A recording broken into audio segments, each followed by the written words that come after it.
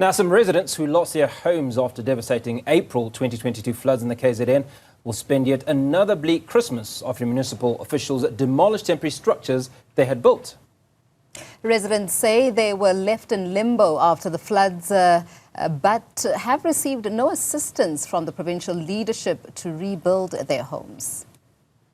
So, lendlu kahle ekamfowethu mina umsebenzi sanda kuthola ngisafika la kwafika umasipala no 4 pound ngisilen basikhiba ngesidluzulu saphuma bazasikhibene zonke impahla zethu saphuma bayuyisa indlu yethu kwimanje ngiqashile la kamakhelwane.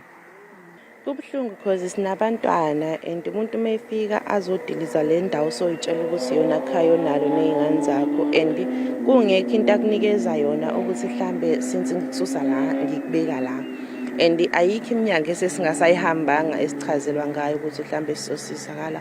Wonke amaphepha esiwatholayo masifika sibakhiphela wona bathi bona abawadingi bona bathunywe umasipala benza umsebenzi wabo.